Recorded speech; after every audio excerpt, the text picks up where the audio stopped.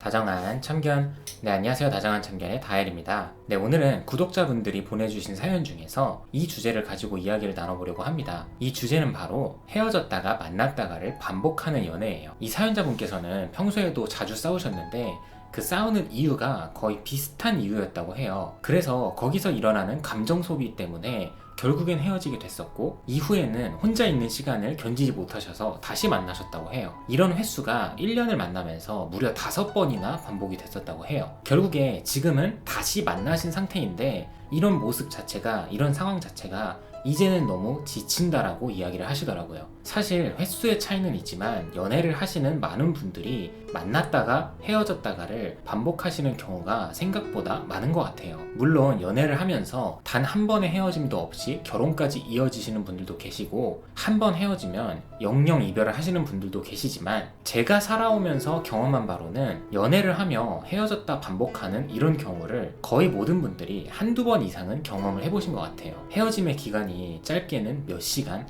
하루, 일주일 이렇게 되시는 분들도 있고, 꽤 오랜 시간 동안 헤어져 있다가 다시 만나시는 분들도 있죠. 아시다시피 저도 희덩이와 헤어지고 딱 1년 만에 다시 만났었는데, 사실은 그 전에 저희가 1년 반 동안 연애를 하면서도 한 3번 정도 헤어짐의 경험이 있었어요. 처음이 아니었다는 거죠. 그때 당시에는 하루 내지는 이틀 만에 다시 만났었고, 딱 한 번만 열흘 만에 다시 만났던 기억이 있어요. 이렇듯 많은 분들이 연애를 하면서 한 번쯤은 헤어졌다가 다시 만나는 그런 경험들을 하시는데, 어떻게 보면 사람이 완벽할 수도 없고 분명히 결점이 많은 존재이고, 서로가 다른 삶을 살아왔다 보니 이 헤어졌다 만났다 하는 행위가 결국엔 서로 잘 맞춰갈 수 있는 하나의 과정이 되기도 하기 때문에 자연스러운 현상이라고 생각을 합니다. 그런데 이렇게 헤어졌다 다시 만났다 하는 경우가 한두 번이 아니라 너무 여러 번 많이 경험을 하게 되면은, 그때부터는 사실 내가 이 사람을 정말 사랑해서 다시 만나려고 하는 건지에 대한 그런 스스로의 의심이 생기기 시작해요. 어쩌면 서로 매번 같은 이유로 싸우는 이 과정 속에서 나도 모르게 이 사람에 대한 사랑이 다 식어버렸을지도 모른다는 거예요. 그런데 분명 이 사람을 내가 사랑했었고 아직 이 사람과의 어떤 문제를 해결하지 못했기 때문에 그 부분에 대한 아쉬움이 있을 수도 있고, 지금까지 서로 이렇게 노력을 많이 해왔으니까 이제는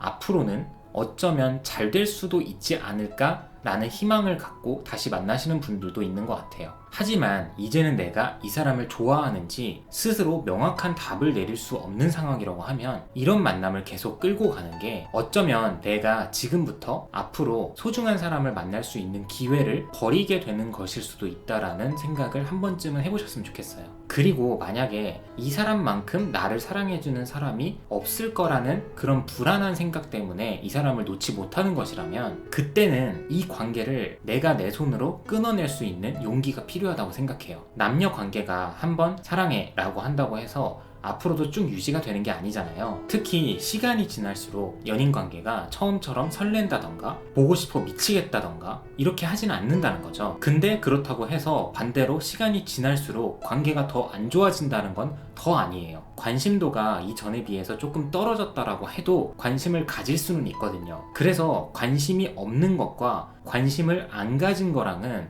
분명히 큰 차이가 있다라는 거예요. 만약 연애를 조금 길게 한 커플 중에서 여자친구가 남자친구에게 넌 이제 나에게 관심이 없구나 라고 이야기를 했다고 예를 들어볼게요. 근데 남자친구 입장에서도 관심이 안 생긴 건 꼭 내 잘못만은 아니라는 거예요. 이게 무슨 말이냐? 그러다가 관심이 또 생길 수도 있고 다시 줄어들 수도 있고, 이건 사람의 본능적인 감정이기 때문에 내가 컨트롤할 수 있는 부분이 아니라는 거예요. 내가 앞으로 이 사람한테 관심이 생겨야지 라고 한다고 해서 관심이 생기는 게 아니잖아요. 그렇다면 여기서 남자친구가 잘못을 한 건 관심이 없는 게 아니라 관심을 안 가진 게 잘못이라는 거예요. 이 말씀을 왜 드리냐면, 결국 서로가 서로에게 관심을 갖고 무언가 상대방이 좋아할 만한 것들을 베풀고, 이러한 부단한 노력이 있어야지만 우리의 관계, 사랑, 그리고 믿음이 더욱더 깊어질 수 있다는 거예요. 근데 지금 이 사연자분의 경우에는 우리가 앞으로 어떻게 더 행복해질 수 있을까? 어떻게 이 사랑을 더 크게 키울 수 있을까? 이 방향에 초점을 맞추고 있는 게 아니라 우리가 어떻게 해야 안 싸울 수 있을까? 이 부분에 초점이 맞춰져 있다는 거예요. 사람이 절대 안 싸울 수가 없거든요. 해결할 수 없는 부분에 집착을 하고 자꾸 완벽하게 해결을 하려고 하다 보니 더욱더 해결이 안 된다라는 거죠. 그러니까 이런 연애는 시간이 지나면 결국엔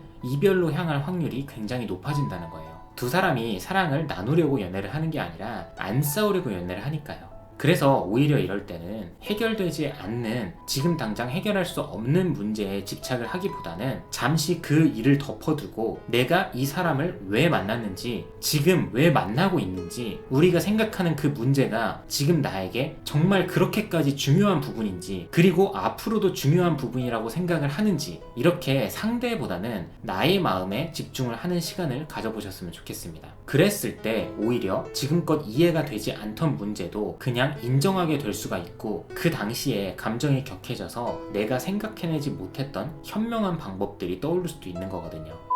네, 오늘도 영상 시청해주셔서 감사드리고요. 지금까지 다정한 참견의 다일이었습니다.